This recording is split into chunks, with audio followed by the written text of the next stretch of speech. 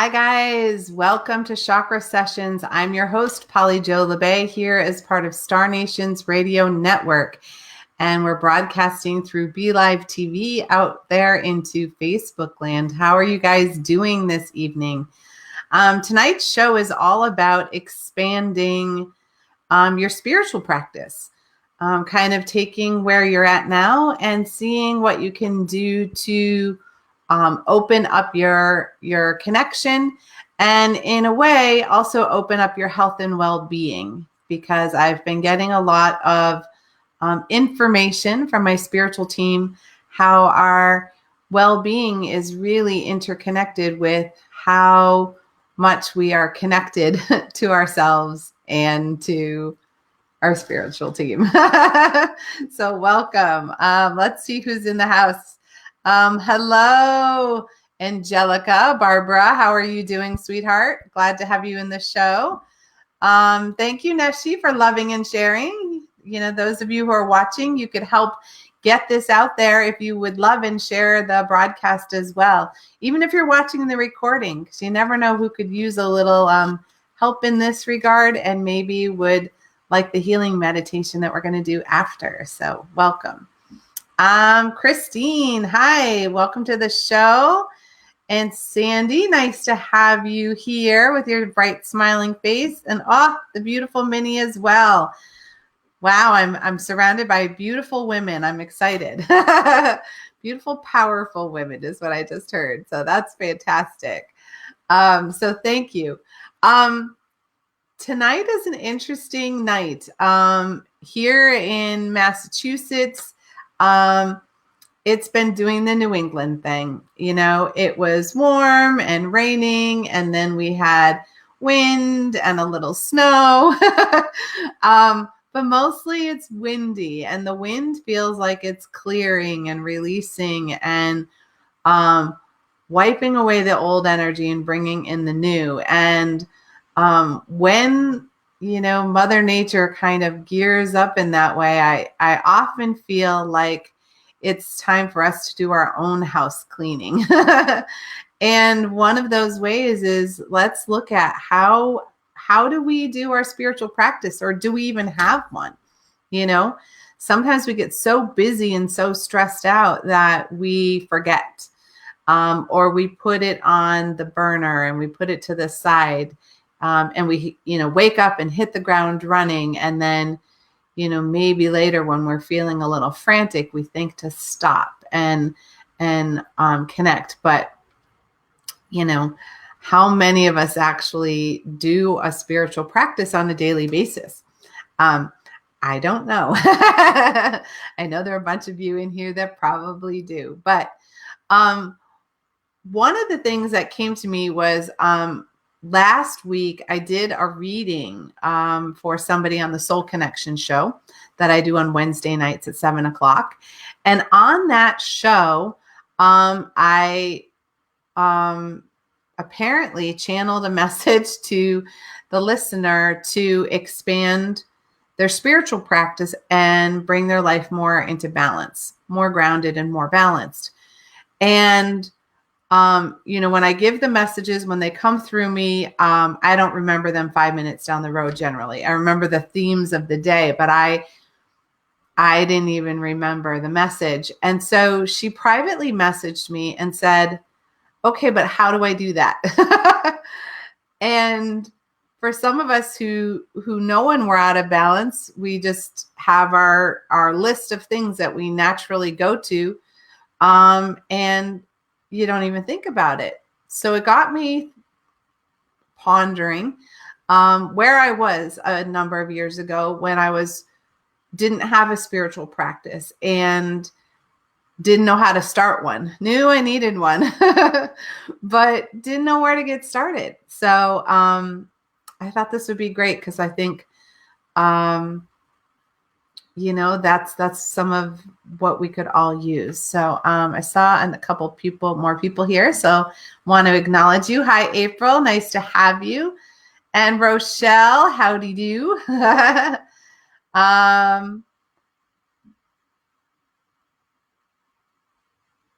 She said, I try.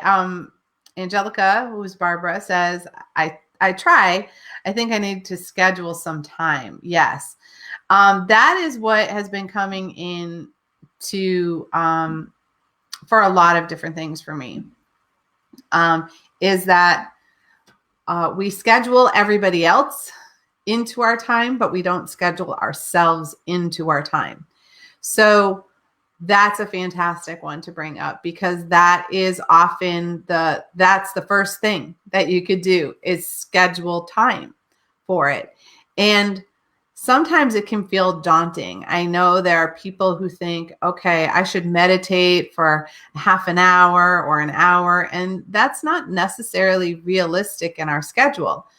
But if you stop and you give yourself 5 minutes to just get quiet and really listen to your breathing, feel your heartbeat, feel your connection to your chair, and you kind of let everything else disappear.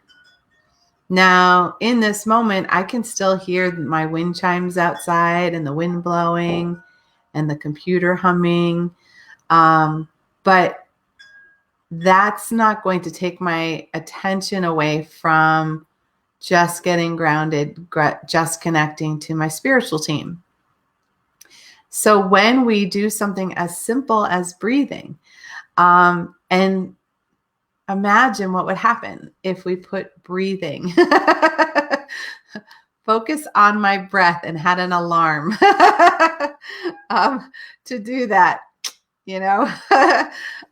that's often fun. So I'm going to say hello to Kimberly. Welcome, sweetheart. Nice to have you here. And Amy and Jackie. Look at that, all of us ladies gathering together. And Barbie.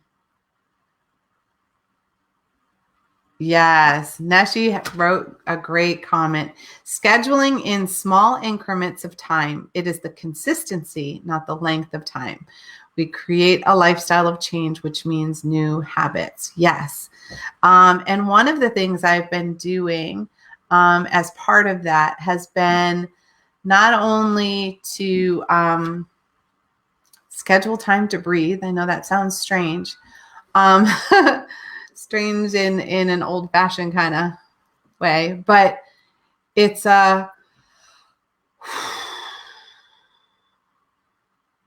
and just letting our spiritual team to come in that moment and giving ourselves permission to have that time. Now, you might schedule it first thing in the morning. You might schedule it periodically throughout the day. And you might schedule a couple things together. So one of the things that my team was talking about, so I have a list. So I actually have a list today because I wanted to make sure that I covered everything, because when we get in channel mode, So the first thing that my team was discussing with me was that one of the first things that's important is to connect with yourself every day. And for some people, you feel connected to yourself when you are out in nature, or when you are meditating, or you're focusing on your breath or your heartbeat. But we spend so much time connecting to others, especially in this time of technology, that we don't even give ourselves a chance to connect to ourselves. And check in and ask your intuition and your spiritual team, what do I need to know today? Maybe you'll journal or do some automatic writing. Maybe you'll just listen to your heart and see what your heart has to tell you for the day or for this moment. And that's you connecting to you. There's nobody else who can do that except you. So why not? Why not use it? And we often don't. We get so scattered that we forget to stop and breathe. When they say stop and smell the roses, it's really more about stop and take a deep breath, right? Because when you breathe in beautiful flowers, you to smell their scent, right? And so it's really just stop, become aware of your surroundings and take a deep breath, you know? So that is like the first thing that my team was like, that's super important, is to connect with yourself every day. Make yourself a priority was a big thing that came up last night in the readings. It was a big theme, was make yourself a priority, because nobody else will, right? So this is part of how you can do that. Another thing that my team was talking to me about is create a special place to connect to yourself and to your spiritual team. Some people like to create an altar. I have multiple altars. I have one that is in my workspace that is to help ground and protect me. It has my sacred tools. It has a very special function for me. I have one here near where I broadcast because, again, we have a very sacred energy in this particular spot, and I want to make sure that I'm connected every time I'm connecting with you and helping you to connect to your teams.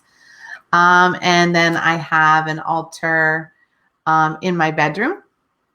That's for my personal growth and for what I want to work on. So I usually have a crystal grid that's there. I have some peacock stuff, goddess stuff, things that are really important to me. And I also make sure that I represent the 4 elements on my altars, because I want to make sure that I'm calling in all of the sacred energy that I can. So having something that represents air and water and fire and earth is important. So I tend to have candles that can be air and fire, but I also have feathers, which for me represents air. I usually have crystals, or sometimes I even have sand that represent earth, and lots of times I have seashells for my water. But sometimes I have like my essential oils and let them hold the energy of water for me. But you don't have to have an altar. You can just gather some really meaningful things together for you. You can have pictures of your kids or your pets, maybe some places in nature that you love. In my healing space, I was born very close to Niagara Falls, so I have some beautiful pictures of Niagara Falls with rainbows and with fog and things, because it reminds me of all of that water and all of that power. But you can, as long as the space feels special to you and it's your intention. I also have a particular chair that I meditate in. I have a pillow too. If I want to be on the floor, I have a special pillow that's made just for that. And I have my chair that I meditate in to do my writing and my channeling here in my own sacred space. But I also have a chair that I do that in my teaching space as well.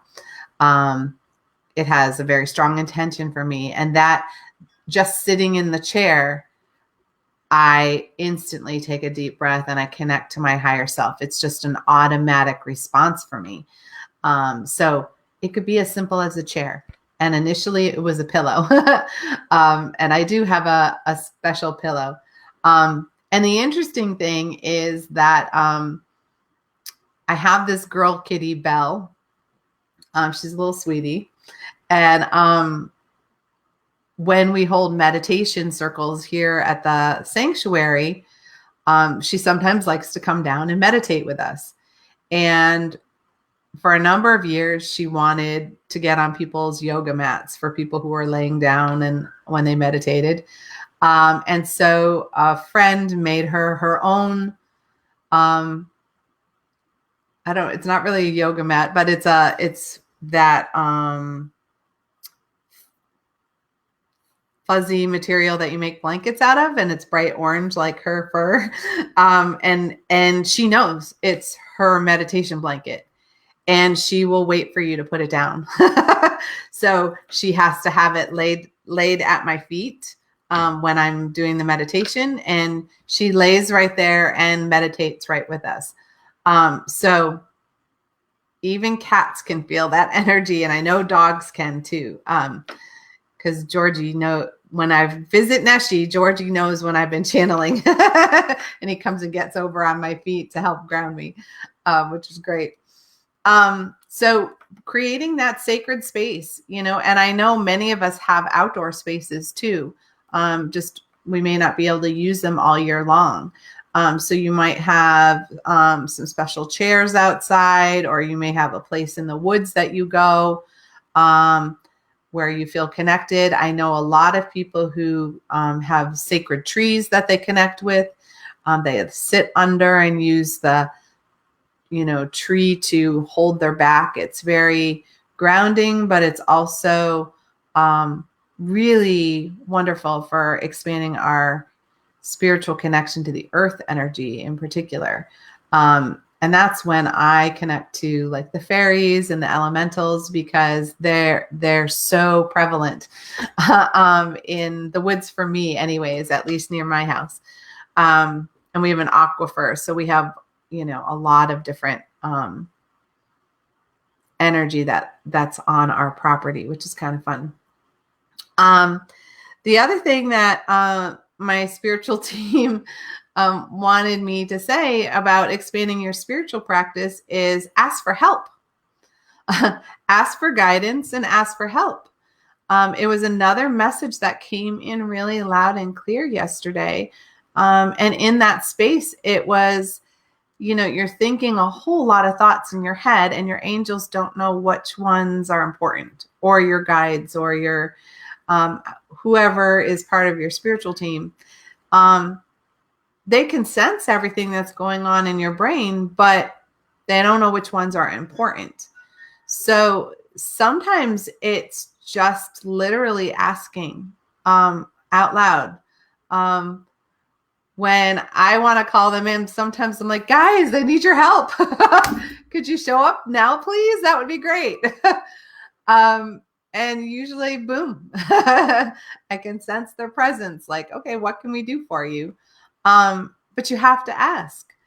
And maybe you want guidance on how to create a sacred space, or where to create it in your home. Where would the vibration and the energy work well? Maybe you want guidance on what's your next step on your spiritual journey. Because sometimes we can see a bunch of possibilities and we freeze because we're not sure which one we should do next. And generally, it doesn't really matter because it's all going to get us there anyways. But if we feel frozen, ask our team to help pave the way for us. And so it's that remembering that you have all of these ways to connect. And use them. And when you ask your angels or your guides for help, one of the really cool things is start paying attention to coincidences. Because coincidences are the angels lining up patterns to show us so that we know where the energy is going and where the energy is flowing. One part of my spiritual practice is I have a particular game of solitaire that I play. And when I play that game, my intention is that my score will be an angel number so that I can get a message from my team. And so I play it, and then I Google that angel number and I see what it says. And usually, actually always, it's spot on for the energy for me in that moment, and often for the entire day. And that's something that I've done for years, actually, because my inner child likes to play some of those games. And there's a way for me to combine the games and a message at the same time. And I also really love music. So there are times when the message will come through because I keep hearing a phrase over and over again, right? And that phrase is the answer to what we were asking. And they do it through something that we know, that we love, that we'll hear and understand. I see Deborah joined us too. Hi, Deborah. Welcome. Glad to have you on board tonight. We're talking about how to expand your spiritual practice, because we can all do some extra things, or sometimes we get bored doing the same thing, okay, I get up, I say my 5 affirmations, I brush my teeth, and I do this, it's okay to do it on automatic pilot, but I don't know if you've seen this phenomenon before. I've experienced it. I experienced it in Brazil for the very first time, which was, there were a lot of people gathered together doing the rosary. And I was baptized Catholic, but I wasn't raised in the Catholic tradition. So and it was a beautiful thing, but I didn't know what it was. And so, but anybody was allowed to go. So I sat there and was meditating while people were praying. And what was interesting was that some people were doing it on automatic pilot. And there was no heart attached to it. And other people were they were feeling it with every ounce of their being. And when I could connect with that energy of the intention of what it was meant for and the energy it was bringing in, it was beautiful just to sit in that energy. It helped me connect, even though I didn't necessarily know what they were saying. And I've had that experience when I've gone to like a synagogue or different faith churches. It's like you feel the people who are really in their faith and they're really connecting to their vision of the divine, and that vibration helps open it for you as well. So lots of times I listen to things like kirtan, and I have a music where it's monks who are chanting in Latin prayers of some sort, but it allows my spirit allows me to remember how to connect more deeply to my spirit. And I use those sometimes first thing in the morning. I actually stretch to kirtan. That's one of my favorite things to do, is to do yoga and stretch while I'm listening and to that at the same time. So when we do that, we're expanding our connection. And that is what your spiritual practice really is how often do you connect to your spiritual team? How often do you remember to? And how much is it a part of your everyday life? And it has nothing to do with religion. It has everything to do with you honoring who you are. And that's how my team expresses it to me, is that the more authentic we are as our true self, we become more aligned with our higher self. And then things really flow more easily. Because we're more aware, right? To get into a place where we're more aware of what's going on inside of us and around us. That's what having a spiritual practice does. It teaches us, it reminds us how to be aware of our surroundings and not walking around like a bunch of zombies. And we've all encountered that, right? At the grocery store, at Walmart, in the mall, at Home Depot. It's amazing, right? How many people are just clueless. That's what we often will say. It's like, wow, they're really checked out, or they're clueless, or they're just not here. And there's a lot of people who are in that place, and that usually means they're not in the present moment, and they're definitely not aware of their surroundings. Deborah saying that she tends to connect several times a day in different ways. Yes, absolutely. Because I think one way would be super boring. And when we're moved to do it, does that make sense? When we're moved to connect, do it. Don't wait. Don't hesitate. Because that's the time when we need it. We want it. The other thing that my team was talking about is that to expand your spiritual practice, it's really about connecting to your heart and opening your heart in all the ways that you can. And one of the really easy ways to do that is to practice gratitude.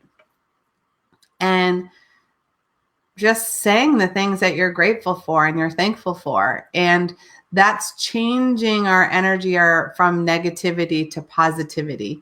There's so much out there right now, people who are talking negatively, who are walking around in a lot of fear.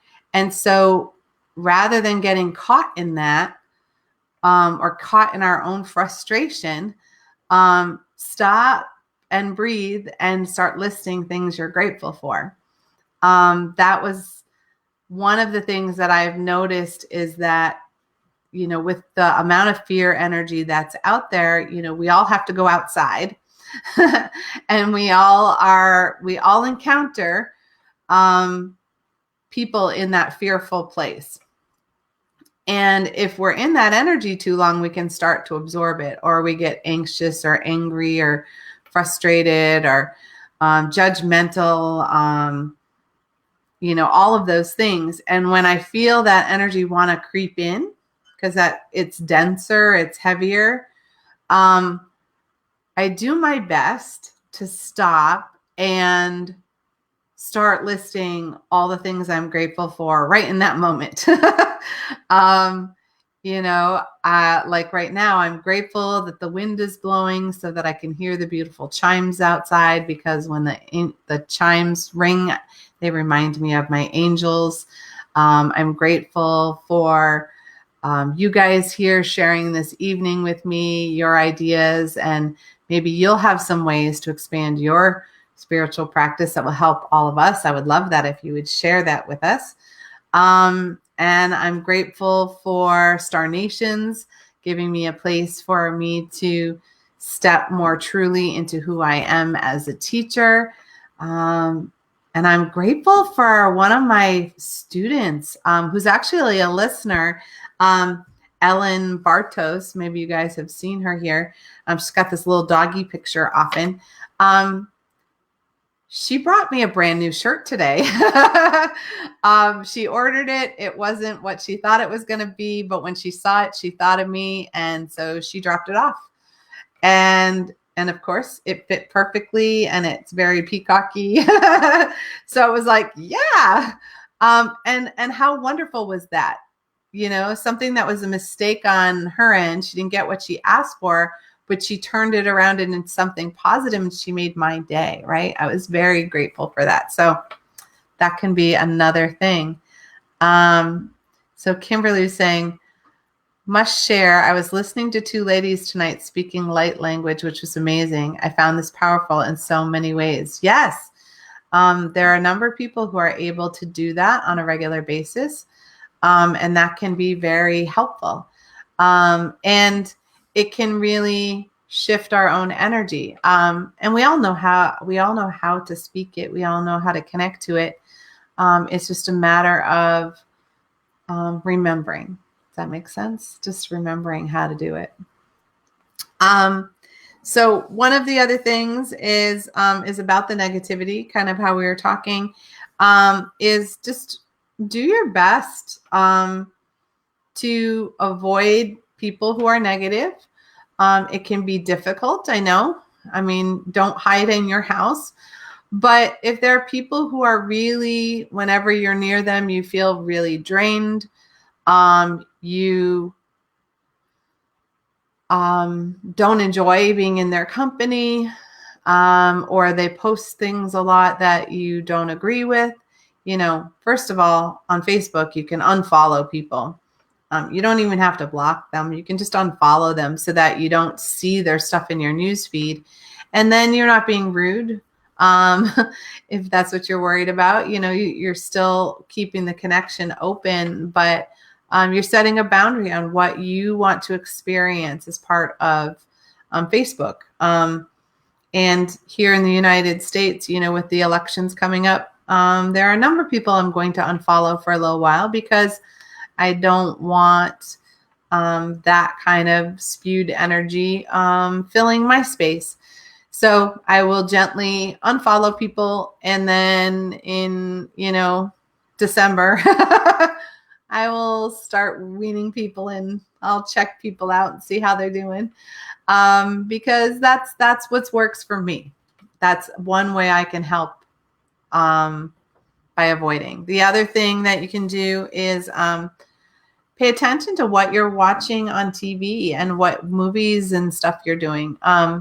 Sometimes things that cause fear and drama, your mind doesn't know the difference sometimes between what's reality and what's virtual reality, because our thoughts create. And in that place of our thoughts creating, remember that it creates what it knows. So if you want to send love and light out, then that's what you should be showing and filling your energy system with. That often works better. And Barbie says that she's done that, which is good. I'm glad you've done that. And,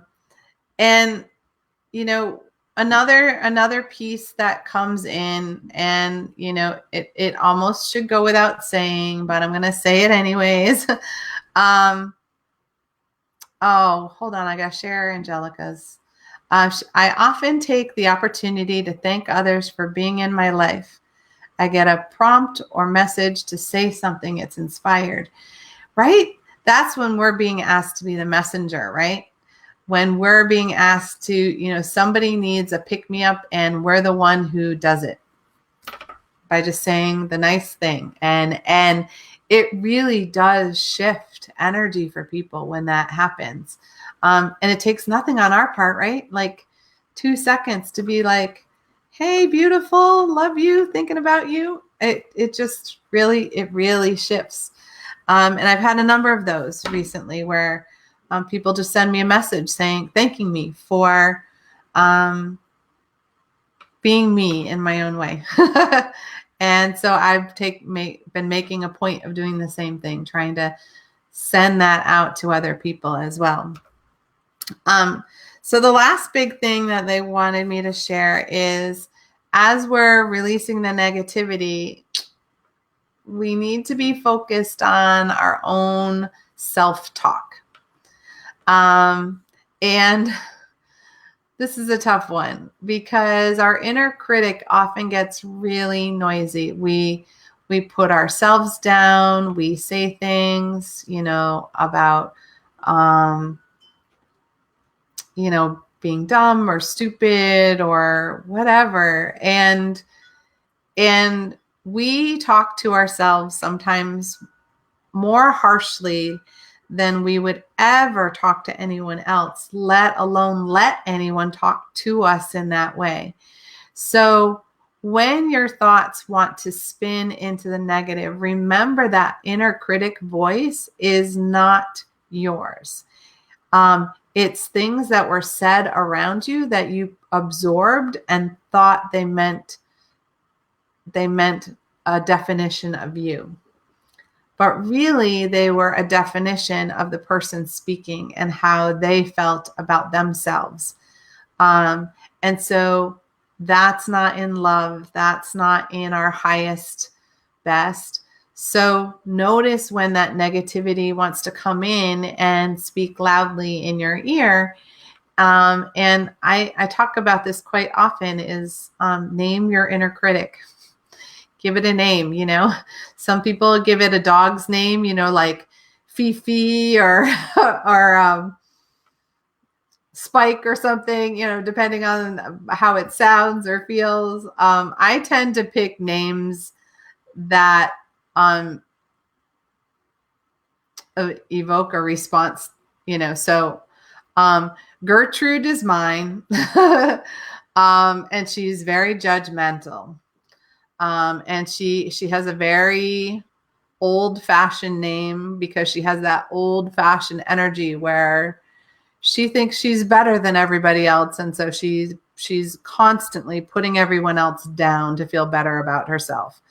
So I tell Gertrude it's time to take time out. And I send her off to the corner with a Rubik's Cube and keep her busy for a little while. But when we talk that way about ourselves, we're inviting other people to say the same things to us. So if you want to shift how other people communicate with you and how loving and open they are with you, well, then start by being it with yourself. Angelica is saying, oh, eeks, self-talk. I get fearful when confronted with others who disagree with me. Do I tell myself I am wrong or bad? Oof. Yep. Wrong, bad. Yep. Those are big ones, babe. You know, and that judge, right? That judge energy that we carry, it's, you know, in the divine flow, there is no right and wrong. There just isn't, you know. We may not agree with things and we may not want things, but that doesn't negate their being, right? So when we're doing things, letting go of the need to be right is huge. That was another message last night as well, that the wise one knows when to walk away and to release when being right. You know, how often do you stick to an argument just to try to convince them of your opinion? And it doesn't work, right? Because they have their reality and their thoughts and their beliefs. You have your reality, your thoughts, your beliefs, and neither one is wrong. They're your truth. And there's no need to convince them of your truth, and there's no need for them to convince you of their truth. If we just go, okay. Doesn't mean we agree with them. Doesn't mean we think it's, you know, it matches what we think or what we feel, but it doesn't make it wrong. Does that make sense? Angelica saying, I have the angry feeling and want others to say what I want to hear. Oh, yeah. And when we want somebody else to say what we want to hear, that's when we need to be saying it to ourselves. Because then we're giving our power away to that person to control how we feel or how our emotions flow. And that is a dangerous slope to be on, right? So if you want to hear that you're beautiful and you're loved and you're an amazing, powerful woman, say it to you. And then all of a sudden, other people will start saying that to you as well. That's where affirmations come in really well. And I like to do affirmations in the mirror, looking myself in the eye. And I use the EFT tapping that Ed Langen shows on his show, The Life Wisdom. When he's doing the tapping, that is really key for me, is that it really shifts the energy. So if I don't believe what I'm saying in the mirror in the moment, I start to release all of that, the resistance energy to the belief while I'm doing the tapping. That's just one of my ways. Andrea is saying, I just named mine. I will now be telling Karen to raise her hand and I will call on her if I want her negativity. I love it. I love it. Karen, she'll choose you when it's time. And Deborah saying, she decided to call hers Penny Little Value. I like it. I like it. And Christine saying, I take time to list in my mind every day what I'm thankful for. I'm not surprised. The beautiful artist that you are, you see the beauty in everything. And so gratitude is a big part of how you are you and how you move through the energy that you do and create the way that you do. And then the last thing is look at how balanced your life is. And, you know, do you feel overstressed? Do you feel overworked? When we have that energy of doing, and we don't have that much time for being, then how much space are we allowing for spirit to come in? And that's what this is all about, is expanding your spiritual practice is not a thing that you should do. It's not a should. It's not a you're bad if you don't. It's what kind of quality do you want to have in your life? Do you want a life that's filled with peace and joy and happiness? And if you would like those things, then often if you start expanding your spiritual connection, you'll find that you have more and more of that, the more balanced your life is. And the balance is between doing and being. And in the being is when we play and when we're creative and when we just connect and we are out in nature, or we just hang out with friends. It's those things that fill our cup. And the doing is necessary, you know, because we are here for a reason, you know, and as part of that reason, as part of our soul's lessons, we have lessons to do. We have homework that we're here to complete. But it doesn't have to be a chore. I notice when I'm getting out of sync is when things start to feel like a chore. I do a lot and I do overbook myself quite often. That comes from, you know, the family philosophy of you have to be doing something. You can't just be sitting there, right? And I can remember how stressed out that would make me and how sick I would actually get when I didn't have that time to breathe and relax. It was just constantly nonstop. You know, you got up early in the morning, you went to school, then you had to have after school activities. And then, you know, you had to do your homework, you know, and I mean, I wasn't even getting enough sleep most of the time. And so by the time you got to, you know, summer, you were just ready to fall down. And then, you know, you were expected to work or do something more or, you know, and it was like just that constant going. And there was really hardly any room to breathe that was in the schedule. So this is, you know, how one of those things, it's like, how much are you doing and how much are you being? And we all get to decide how to bring that back into balance. And when we're doing too much or we're overdoing for an extended period of time, we start to impact our well-being, our health and well-being. It may start with us getting not having enough sleep and getting a little snippy with people and having a short fuse. And then we're not eating right because we're grabbing food on the go and it's, you know, not the best quality food and that type of thing, and spirals, right? And then the next thing we know, we're sick and then we have to stop. And then we're not like honoring our being. Usually we're just trying to get back to a place where we can be doing again. You can feel how out of balance that is. And yet that is the reality for most people. And breaking that habit, it's terribly hard.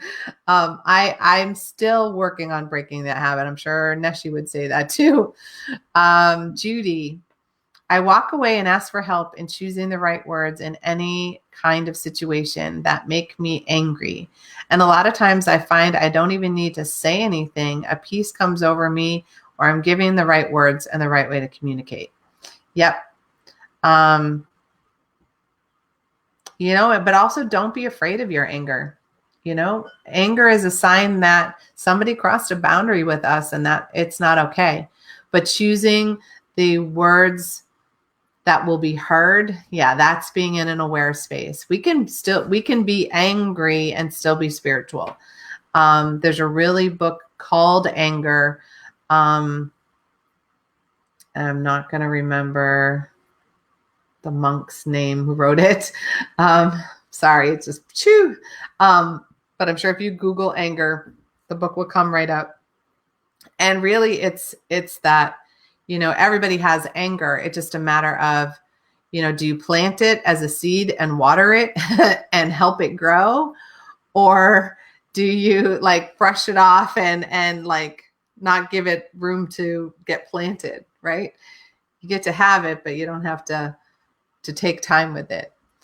Minnie is saying that she's got Aunt Bessie. I like Aunt Bessie. Angelica's saying, Charlotte, go to your corner. Nice.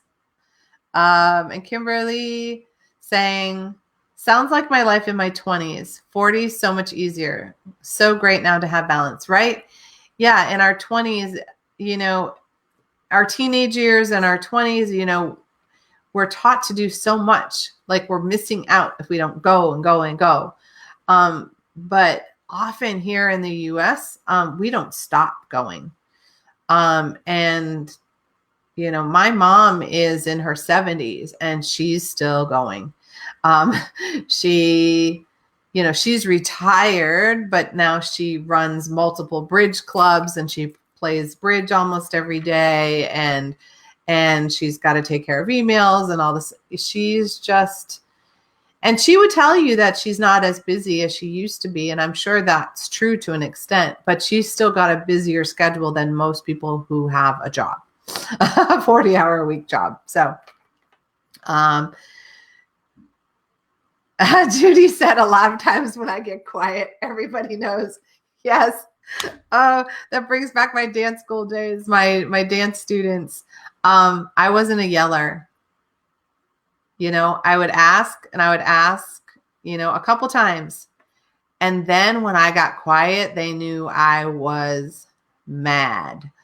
And it was like, oh no. So, yep, I get the quiet, and everybody knew that. I used to live that. That doesn't happen as much these days, but boy, it used to happen all the time.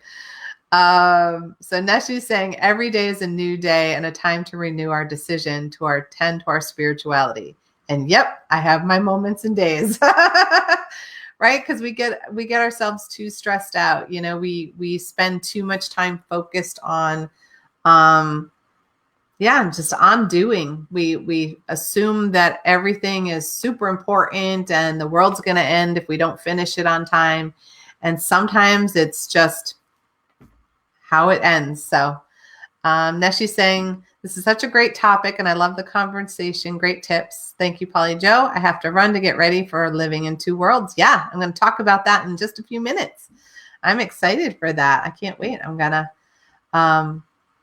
have to check it out on the replay because I actually have a client in a little bit.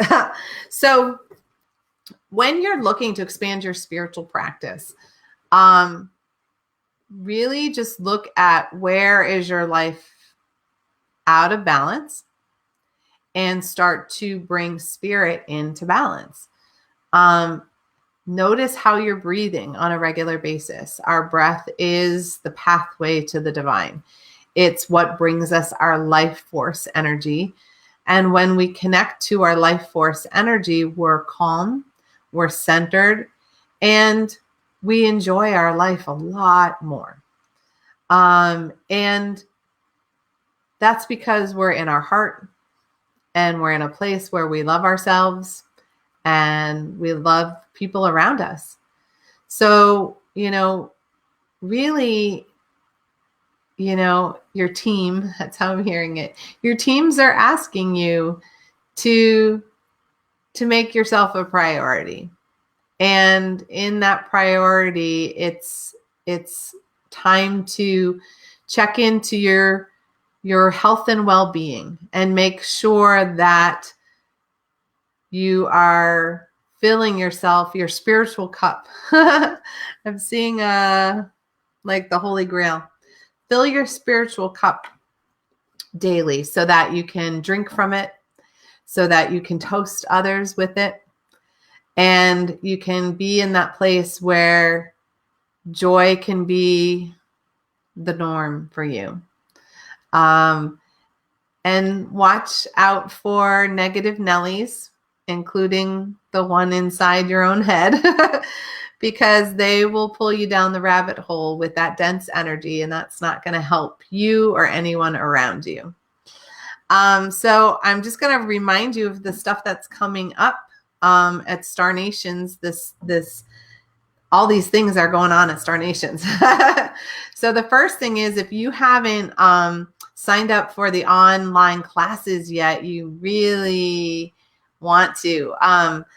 They're all about manifesting. We have 4 of your Star Nations hosts who've gathered together to each give a different perspective and a different energy on manifesting in this new age, this new energy. Here we are in a brand new decade. And what do you want to create with your life? And if you want some help and some guidance, come check us out. Maureen Mann already did her first show, but that's there and ready for the recording for you. Ed Langen is coming up in March. I will be joining in April. I'm excited for my class about manifesting with the inner child and in multidimensional energy, because boy, it's been fun lately. And then Neshi will round out the online classes in May. And then we're going to gather together at the end of May and teach together a really deep dive into manifesting. And most of us have taught manifesting for years or decades. But now we're in a space where it's time to do it in a deeper, fuller, multi-dimensional way. And aren't you ready? I know I am. And then, tonight on Star Nations, in just a few minutes, there is a wonderful show called Living in Two Worlds. That live stream show is with Neshi Lokotz and Ortun and Carl Franklin. And I wrote it down. What is tonight's? They're talking about the light worker's role in 2020. Yeah, what are we supposed to be doing in this new decade? So that's what's going on tonight. I will be here again next week on Thursday at 7 for chakra sessions, as well as on Wednesday for soul connections, where we do meditation and I do divine messages. And if you need assistance, feel free to contact me let me see if I can type it in. I'm usually asking Neshi or someone else to do it for me, but I'll try to type and talk at the same time. So hopefully you got that. So Trinity Healing Sanctuaries, there it is. .com. That's my website where you can find me. You can check out my work and what I do there. And you can always message me because I do distance healing as well. And I do coaching for people who just want to know how to get out of their own way sometimes. So with that, I'm going to end a little early so that we can all have a drink, maybe a little snack, and gather back together to watch Living with Two Worlds. And with that, you guys have a great, blessed day, and I will see you next time. Bye.